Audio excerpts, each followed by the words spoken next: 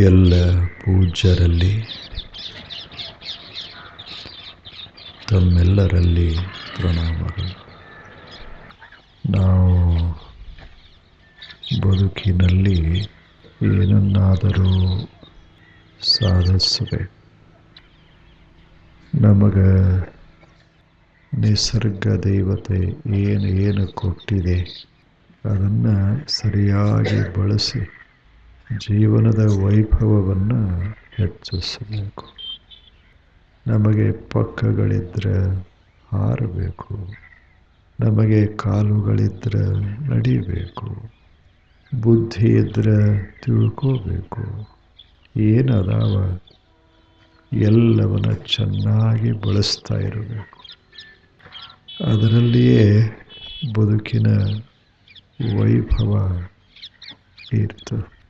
ಒಂದು ಕಾಳು ಅದರಲ್ಲಿ ಬಹಳ ದೊಡ್ಡ ಶಕ್ತಿಯ. ಅದನ್ನು ಹಾಗೆ ಇಡಬಾರ್ದು. ಕಾಳನ್ನು ಆ ಕಾಳ ಇಚ್ಛಿಸ್ತದೆ, ನನಗೊಂದಿಷ್ಟು ನೆಲ, ನನಗೊಂದಿಷ್ಟು ನೀರ ಕೊಡಿ, ನಾನು ಬೆಳಿಬೇಕಲ್ಲ. ನಾನು ಬರೇ ಬೀಜ ಇರೋದಕ್ಕೆ ಬರೋದಲ್ಲ. ಈ ಜಗತ್ತಿಗೆ ಏನು ಇವೆ ನಮ್ಮ ಹತ್ತಿರ ಅವುಗಳನ್ನು ಬಳಸೋ ಅದಕ್ಕಾಗಿ ಸಾಧನೆ, ಚೆನ್ನಾಗಿ ಬಳಸೋದೇ ಸಾಧನ. ಅದರ ಪರಿಣಾಮ ಪ್ರತಿಫಲ ಅದು ಬದುಕಿನ ವೈಭವ, ಬದುಕಿನ ಸೌರಭ ಅದನ್ನು ಹೆಚ್ಚಿಸ್ತದೆ. ಒಬ್ಬ ಸಾಮಾನ್ಯ ಬಾಲಕ, ಅವನಿಗೆ ಒಂದಿಷ್ಟು ಧ್ವನಿ, ಆ ಧ್ವನಿ ಬಹಳ ವಿಶೇಷ. ಆತನ ತಾಯಿ ಹೇಳ್ತಾಳೆ, ಎಷ್ಟು ಚೆನ್ನಾಗಿದೆ ಮಧುರವಾದ ಧ್ವನಿ, ಇದನ್ನು ಬಳಸಬೇಕು, ನಿರಂತರವಾಗಿ ಬಳಸಬೇಕು. ಅವನಿಗೆ ಪ್ರೋತ್ಸಾಹ ಕೊಡ್ತಾಳೆ, ಬಳಸು, ಹಾಡು, ಚೆನ್ನಾಗಿ ಹಾಡು, ಹಾಡ್ತಾ ಇರು, ನೀನು ಬಹಳ ದೊಡ್ಡವನಾಗ್ತೀಯ, ಬಹಳ ದೊಡ್ಡವನಾಗ್ತೀಯ. ಆ ಹುಡುಗ ಸದಾ ಸುಮ್ಮನೆ ಮನಸ್ಸಿನಲ್ಲಿ ಅದನ್ನು ಹಾಡ್ತಾ ಇದ್ದ. ಆಗ ಈಗ ಒಂದಿಷ್ಟು ಹೊರಗೆ ಹಾಡ್ತಾ ಇದ್ದ. ಧ್ವನಿ ಒಂದು ದೊಡ್ಡ ಸಂಪತ್ತ. ಆತ ಹಾಡ್ತಾ ಹಾಡ್ತಾ ಹಾಡ್ತಾ ಹಾಡ್ತಾ ಏನಿಲ್ಲ, ಬಡವರ ಮನೆ, ಆದರೆ ಎಂಥ ಶ್ರೀಮಂತ ಧ್ವನಿ. ಮೈ ಮೇಲೆ ಬಹಳ ಬಟ್ಟೆಗಳಿರಲಿಲ್ಲ, ಆದರೆ ಎಂಥ ಧ್ವನಿ ಎಂಥ ಧ್ವನಿ. ಹಾಡ್ತಾ ಹಾಡ್ತಾ ಹಾಡ್ತಾ ಹಾಡ್ತಾ ಹೋದ. ಆತನೇ ಮುಂದೆ ಶ್ರೇಷ್ಠ ಗಾಯಕನಾಗಿತ್ತು.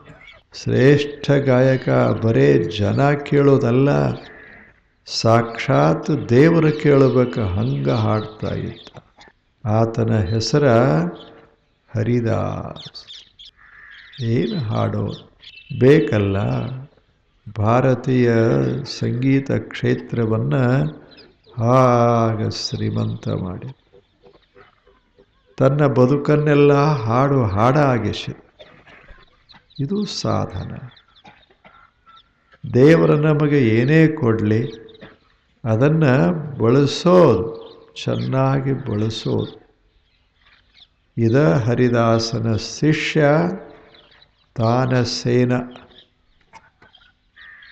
ಯಾವ ತಾನಸೇನ ಹಾಡ್ತಾ ಇದ್ರೆ ದೀಪ ಹೊತ್ತಿದ್ದು ಅಂತ ಹೇಳ್ತಾರೆ. ಅಂಥವನ ಗುರು ಹರಿದಾಸ್.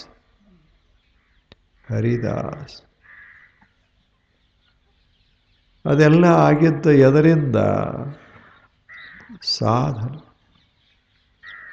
ನಾವು ಉಪೇಕ್ಷಾ ಮಾಡಬಾರದು. ನಮಗೇನು ದೇವರು ಕೊಟ್ಟಾನ, ಕೈಗಳು, ಒಂದಿಷ್ಟು ಬೆರಳುಗಳು, ಬಳಸೋ, ಚೆನ್ನಾಗಿ ಬಳಸೋದು. ಅದರಿಂದ ಜೀವನದ ಸಿರಿ ಹೆಚ್ಚಬೇಕದ. ಆಗ ಏನು ಹರಿದಾಸ ಹಾಡಿದ? ಹರಿದಾಸನ ಕಥೆ ಹೇಳ್ತಾರೆ.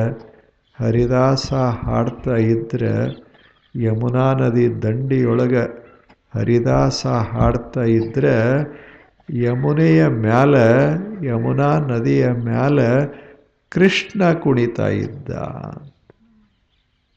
ಹೆಂಗರ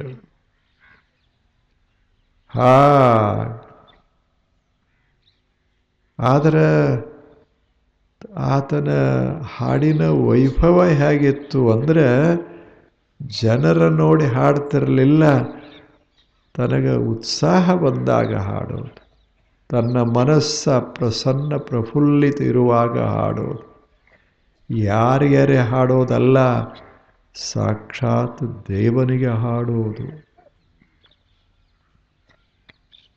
ಸಾಕ್ಷಾತ್ ದೇವನಿಗೆ. ಅವನ ಶಿಷ್ಯ ರಾಜನಿಗಾಗಿ ಹಾಡಿದ, ಆತನ ಗುರು ದೇವನಿಗಾಗಿ ಹಾಡಿದ. ವ್ಯತ್ಯಾಸ. ತಾನಸೇನ ರಾಜನ ಆಶ್ರಯಕ್ಕಾಗಿ,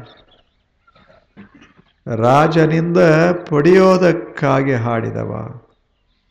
ಆದರೆ ಹರಿದಾಸ ಅರಣ್ಯದಲ್ಲಿ ಕೂತುಕೊಂಡು, ಯಮುನಾ ನದಿಯ ದಂಡೆಯೊಳಗೆ ಕೂತ್ಕೊಂಡು, ಯಾರಿಲ್ಲ, ಶಾಂತವಾದ ವಾತಾವರಣ, ಬೆಳದಿಂಗಳ ಸುರಿತಾದ, ಹರಿದಾಸ ಕೂತು ಒಬ್ಬನೇ ಹಾಡ್ತಾ ಇದ್ದಾನ. ಬೆಳದಿಂಗಳ ನೋಡಬೇಕು, ಅದು ತರಂಗಿಸ್ತೋ, ಬೆಳದಿಂಗಳೇ ಹೊಯ್ದಾಡ್ತೋ. ಸಂಗೀತಕ್ಕೆ ಅಷ್ಟು ತೆರೆಗಳ ಮೇಲೆ ಸಂಗೀತ ಆಗ ತೇಲ್ತೈತೆ. ಕೃಷ್ಣ ಕೊಳಲು ಊದ್ದಂಗೆ ಆಗ್ತಿತ್ತು. ಇದು ವೈಭವ. ಏನದ ಅದನ್ನು ಚೆನ್ನಾಗಿ ಬಳಸೋದು. ದೇವರು ನಮಗೆ ಏನು ಕೊಟ್ಟಿಲ್ಲ, ಬಹಳ ಚಲೋ ಚಲೋ ಚಲೋ ಕೊಟ್ಟಾನ, ಬಹಳ ಚಲೋ ಕೊಟ್ಟಾನ. ಇದೊಂದು ಶರೀರ ಕೊಟ್ಟಿಲ್ಲ, ಎಷ್ಟು ಚಲೋ ಅದ, ಎಷ್ಟು ಚೆನ್ನಾಗದ. ಇದೊಂದು ಟೇಬಲ್ಲು ಸುಮ್ಮನೆ ಅದ, ಶರೀರ ಹಂಗಲ್ಲ, ಎಷ್ಟು ಚೆನ್ನಾಗಿ ಅದು ಚಲಿಸ್ತದೆ, ಅದು ಕೆಲಸ ಮಾಡ್ತದೆ, ಅದು ನೋಡ್ತದೆ, ಕೇಳ್ತದೆ, ಜಗತ್ತನ್ನೇ ಅನುಭವಿಸುವಂಥ ಒಳಗೊಂದು ಸುಂದರ ಮನಸ್ಸ, ವಿಶ್ವವನ್ನೇ ಅರಿಯಬಹುದಾದ ಒಂದು ಸುಂದರ ಬುದ್ಧಿ. ಇಷ್ಟು ಎಲ್ಲವನ್ನ ಪಡೆದು ಬಂದ ಬಳಿಕ ಜೀವನವನ್ನು ಶ್ರೀಮಂತ ಮಾಡದೇ ಇದ್ದರೆ ಹೇಗ? ಅದಕ್ಕಾಗಿಯೇ ವ್ಯಾಸ ಮಹರ್ಷಿ ಹೇಳಿದರು, ಜೀವನದ ಪರಮೋದ್ದೇಶ ಮನುಷ್ಯನೇ ಅತ್ಯಂತ ಪ್ರಶಾಂತ. ಮನಸ್ಸು ಹೇಗಿರಬೇಕು ಅಂದರೆ ಪ್ರಶಾಂತ, ಅದು ಪ್ರಕ್ಷುಬ್ಧವಾಗಿರಬಾರದು, ಅದರಲ್ಲಿ ಆಸೆಯ ಗಾಳಿ ಬೀಸಿ ತೆರೆಗಳನ್ನು ಎಬ್ಬಿಸಬಾರದು. ಹಾಗ ಅಲ್ಲಿ ಹೊಲಸ ಇರಬಾರದು, ಕಹಿ ಇರಬಾರದು, ಹುಳಿ ಇರಬಾರದು.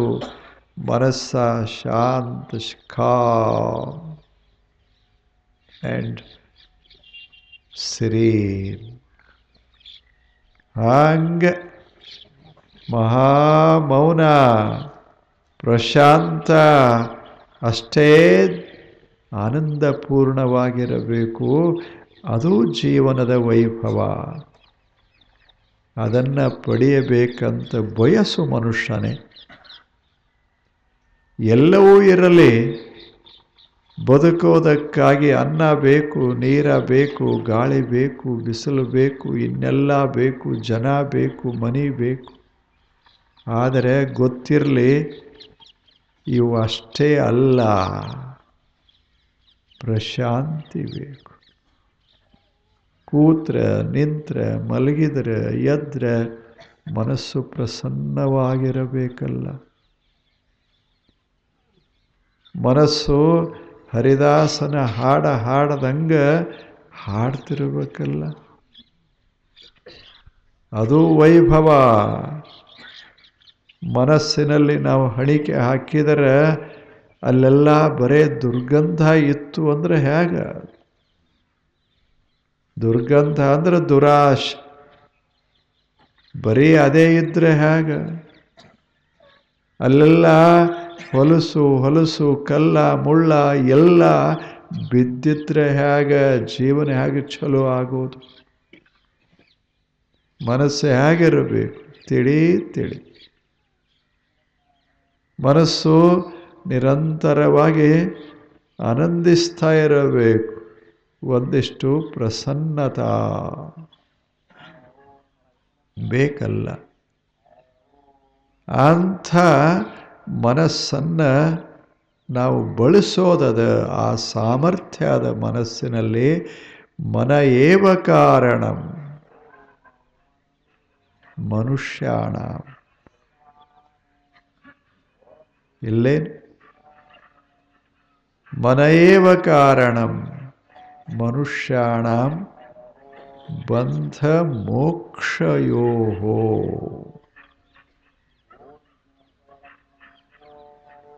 ಜೀವನವನ್ನು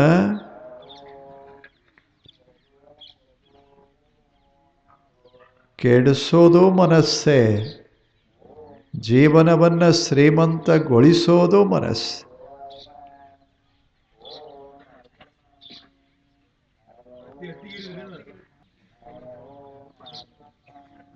ನೋಡ್ರಿ, ಇವೆಲ್ಲ ಇರೋದೇ ಇದು ಜೀವನ. ಇದರಾಗ ಒಂದಿಟ್ಟು ಹಾಡೋದು ಮಾಡೋದು ಮಜಾದಾಗಿರೋದು. ಅದಕ್ಕೆ ಏನು ಮಾಡೋದು?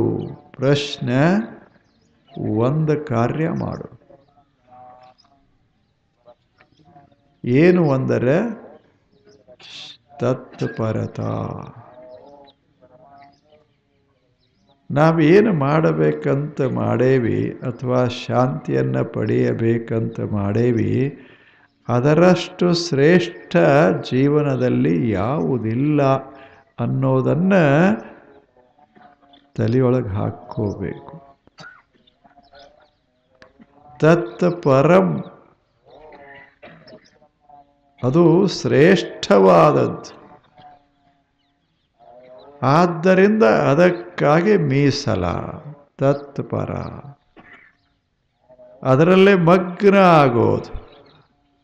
ಯಾವುದನ್ನು ನಾವು ಪ್ರೀತಿಸ್ತೇವೆ, ಯಾವುದನ್ನು ಅತ್ಯಂತ ಶ್ರೇಷ್ಠ ಅಂತ ಭಾವಿಸ್ತೇವೆ, ಯಾವುದರಿಂದ ಜೀವನದ ಸಾರ್ಥಕತೆ ಅಂತ ನಾವು ತಿಳಿದುಕೊಳ್ಳುತ್ತೇವೆ, ಅಂಥದನ್ನು ಪ್ರೀತಿಸೋದು,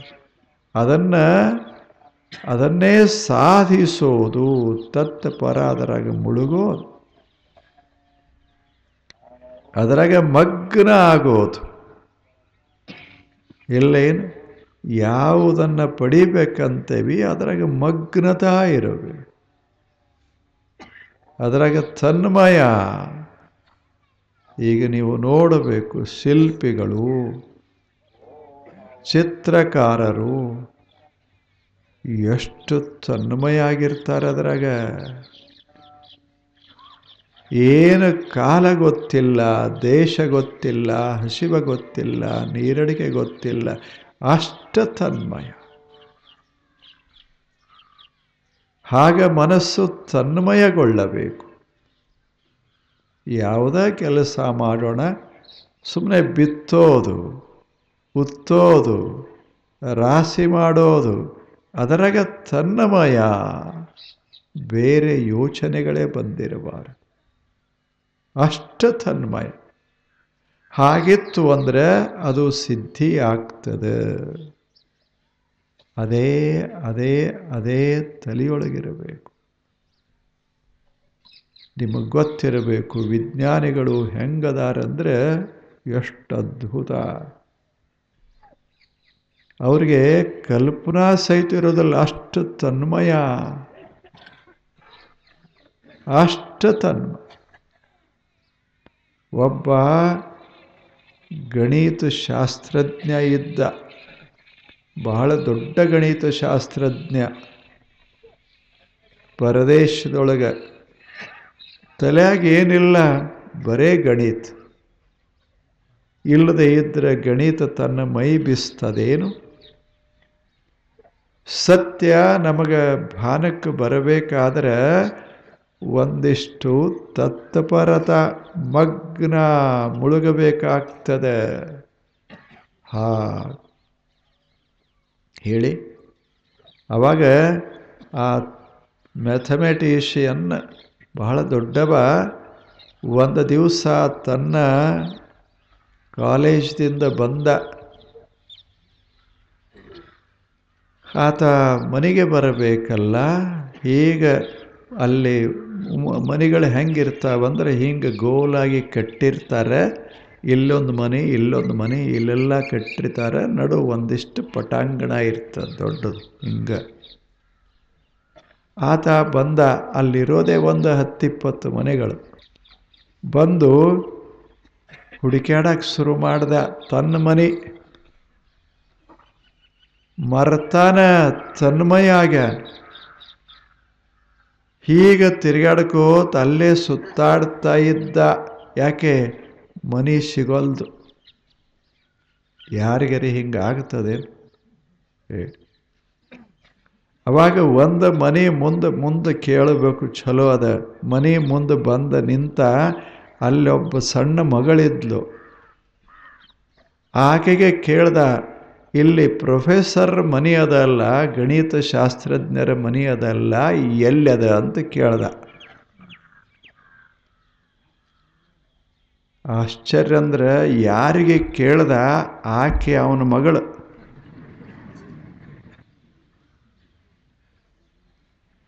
ಎಲ್ಲಿ ನಿಂತಿದ್ಲಲ್ಲ ಅದೇ ಅವನ ಮನೆ. ಆದರೆ ತಲೆಯಾಗ ಸಂಖ್ಯಾ ಹೊರಗೆ ಮರ್ತಿದ್ದ. ಎಂಥೆಂಥ ಜನ ಬದುಕಿ. ಅವಾಗ ಮಗಳು ಹೇಳಿದ್ಲು ನಕ್ಕು, ಇದ ಮಾಸ್ತರ್ ಮನೆ, ಇದ ಮನೆ ಮಾಸ್ತರದ್ದು. ಅವಾಗ ಅವನಿಗೆ ಆಶ್ಚರ್ಯ ಆಯಿತು. ನಾನು ಇಲ್ಲೇ ಎಷ್ಟು ಸಲ ತಿರುಗಾಡದೆ, ಗೊತ್ತಾಗಲಿಲ್ಲಲ್ಲ. ಹೆಂಗೆ ಗೊತ್ತಾಗ್ತದೆ? ತಲೆಯಾಗ ಸಂಖ್ಯಾ ತುಂಬಿದ ಬಳಿಕ ಪ್ರಪಂಚ ಎಲ್ಲೇ. ಹಾಗ ತನ್ಮಯತ ಆದ ಬಳಿಕ ಇನ್ಯಾವ ಸಾಧನ? ಅದರಾಗ ಮಗ್ನಿರಬೇಕು. ಅದೇ ಅದ್ಭುತವಾದ ಸಾಧನ. ಅದರಿಂದ ಏನೂ ನಿರೀಕ್ಷೆ ಇಲ್ಲ, ಬರೇ ಮಗ್ನತ, ತತ್ಪರತ. ಒಂದೇನೋ ಕಥೆ ಹೇಳ್ತಾರೆ, ಬಹಳ ಚಲೋ ಕಥೆ, ಭಾರತ ದೇಶದಾಗ ನಡೆದದ್ದು. ಅಲ್ಲೇ ಹೇಗೆ ನಡೀತೋ ನಮ್ಮಲ್ಲಿ ಒಂದು ನಡೀತು. ಇಲ್ಲೊಬ್ಬರು ವಾಚಸ್ಪತಿ ಮಿಶ್ರ ಅಂತ ಒಬ್ಬ ಮನುಷ್ಯ, ಒಬ್ಬ ಪಂಡಿತರು ಇದ್ದರು. ವಾಚಸ್ಪತಿ ಮಿಶ್ರ ಅಂತ. ಅವರು ಸಣ್ಣವರಿದ್ದರು, ಸುಮಾರು 20 ವರ್ಷದ ವಯಸ್ಸ. ತಲೆಯೊಳಗೆ ಬರೀ ಚಿಂತೆ. ತಲೆಯಲ್ಲಿ ವೇದಾಂತ, ತಲೆಯಾಗೆಲ್ಲ ಅದೇ ಸುತ್ತ ಇತ್ತು. ಅವ್ರಿಗೆ ಒಂದು ಪುಸ್ತಕ ಬರೀಬೇಕಾಗಿತ್ತು. ಅದು ಮಹಾಭಾಷ್ಯ. ಆವಾಗ ಆ ವಯಸ್ಸಿನಲ್ಲಿ ಲಗ್ನ ಆಯಿತು. ಅಲ್ಲಿಂದ ಒಂದು ಸಣ್ಣ ಮನೆಯಲ್ಲಿ ಆತ ವಾಸ ಮಾಡ್ತಿದ್ದ. ಅಲ್ಲಿಯೇ ಹೆಂಡತಿ. ಆತ ಏನು ಬರೆಯೋದನ್ನು ಪ್ರಾರಂಭ ಮಾಡಿದ ಎಲ್ಲ ಮರ್ತ. ಸುಮಾರು 2 ದಶಕ 3 ದಶಕಗಳ ಕಾಲ ಅದನ್ನು ಚಿಂತನೆ ಮಾಡಿ ಬರಿತಾ ಇದ್ದ. ಹಗಲೂ ಅದೇ ಚಿಂತೆ, ರಾತ್ರಿಯೂ ಅದೇ ಚಿಂತೆ. ಅದು ಜ್ಞಾನ, ವೇದಾಂತ. ನಾಳೆ ಬನ್ನಿ. ನಮಸ್ಕಾರ.